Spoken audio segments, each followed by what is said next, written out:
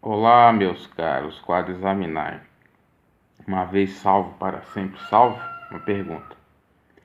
Recentemente estava escutando uma pregação de um pastor muito conhecido, na realidade um reverendo da Igreja Presbiteriana do Brasil, que dizia que a salvação jamais pode ser perdida. Quer dizer, uma vez salvo, para sempre salvo.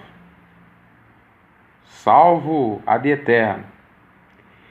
E eu fiquei pensando comigo mesmo, como é que pode um sujeito que estudou teologia afirmar um absurdo desse, uma heresia dessa? Como é que pode? Pode ele ter estudado a teologia, o ensino dos homens e não a Bíblia, para fazer uma conjectura e uma afirmação dessas. Como, meus caros, que eu, depois que aceitei Jesus, se eu não me cuidar, vacilar, cair, posso ser salvo? Como que eu, mesmo caído, apostatado da fé, estou falando esse eu hipotético, posso ser salvo? Segue adiante dizendo que o homem e a mulher de Deus podem cair, mas o cair não significa ficar fora da salvação, porque o cair é do homem, querendo dizer que o cair é do homem e o levantar é de Deus, e que possivelmente aquele e aquela que aceitou Jesus não será condenado ou perderá a salvação. Se eu fazer uma leitura mais criteriosa, mais minuciosa, por conta do meu entendimento, um pouco da Bíblia e um pouco também do que ele quis passar, se eu pensar de um prisma diferente, eu posso pensar que ele disse, claro, que tem alguma coisa a ver.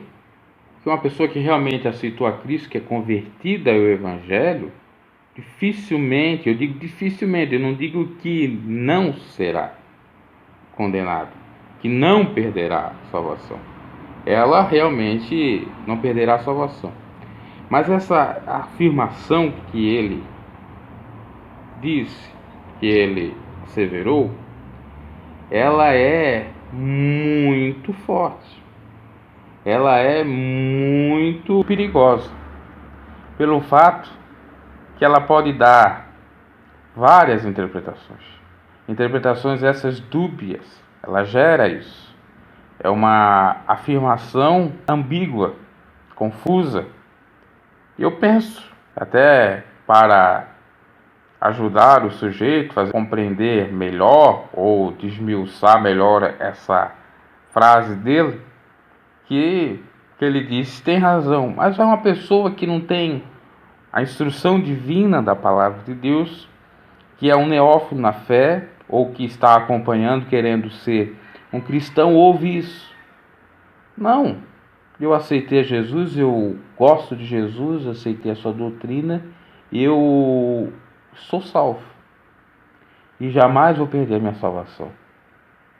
Quer dizer, a pessoa pode estar pouco se lixando, virando as costas para Deus, cometer todo tipo, toda classe de pecado, não se arrepender, só porque no passado ela aceitou Jesus, então ela está salva. E isso é um ledo engano, é uma artimanha do diabo, biblicamente falando. Existem várias passagens dizendo que a nossa salvação pode ser perdida. Jesus falou, se nós não fôssemos, dá para entender assim, fiéis até a morte, se nós não perseverássemos até o fim, possivelmente nós não seríamos salvos. Porque ele diz, aquele que perseverar até o fim será salvo. Será. Do contrário, não será. Nas cartas às igrejas da Ásia, no final de cada carta, sempre há uma exortação, uma admoestação nesse sentido, para tomar cuidado, para se precaver, para não perder a sua coroa. Uma clássica, Apocalipse 3:11, a igreja de Filadélfia: eis que venho sem demora, guarda o que tens, para que ninguém tome a sua coroa. Qual é a coroa? Coroa da salvação. Então, a nossa salvação pode ser perdida, inclusive, se eu estiver dentro de uma instituição religiosa, da dominação de uma igreja, se eu estiver professando a fé em Jesus e falando de Jesus.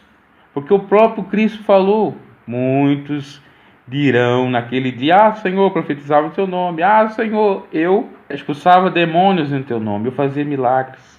Afastai-vos de mim, maldito, para o fogo eterno, que eu vos nunca conheci. Jesus ainda disse: nem todo aquele que diz Senhor, Senhor será salvo.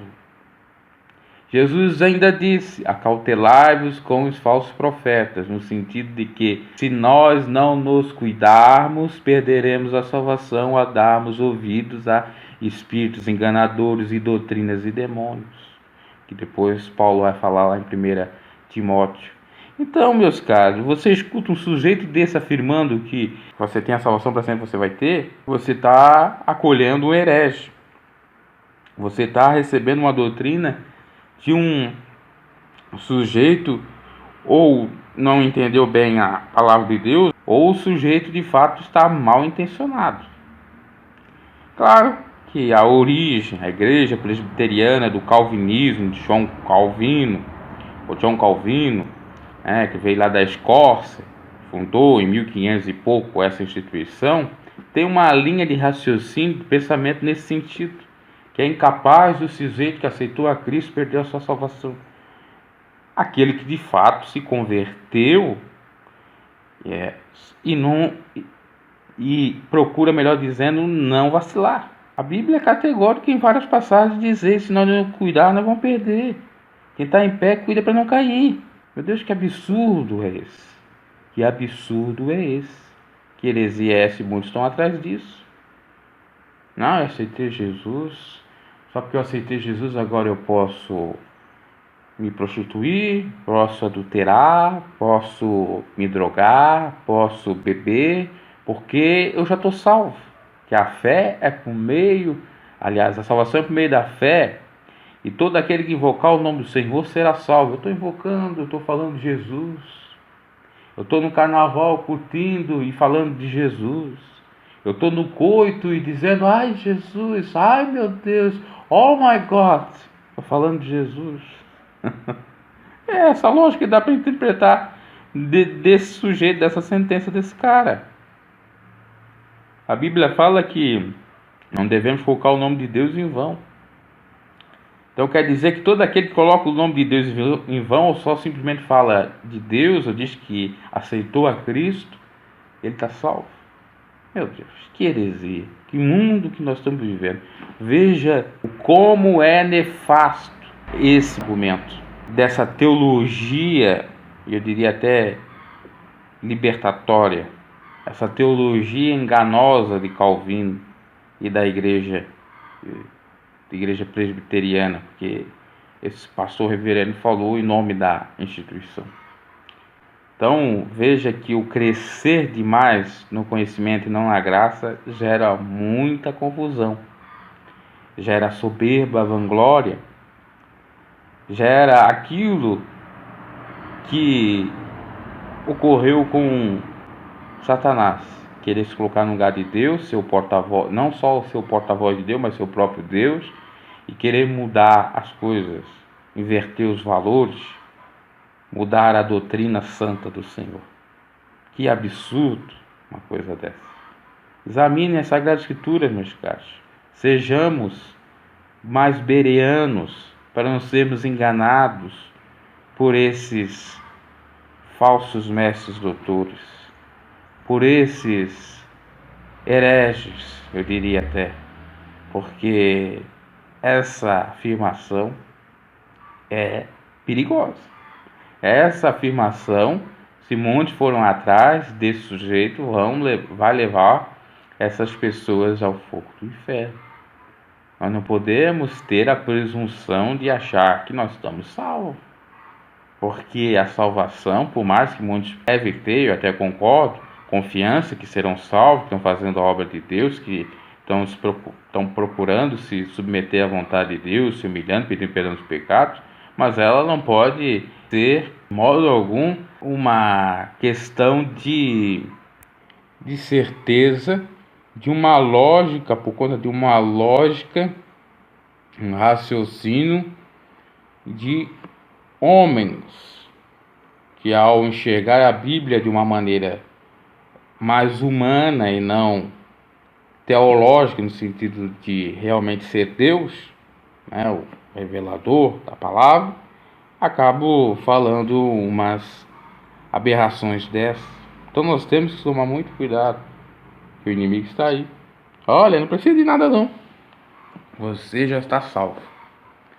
Não precisa se cuidar não, porque você já está salvo. É uma falácia, né? É uma falsa segurança, porque você estando salvo, o que mais você faz? Nada.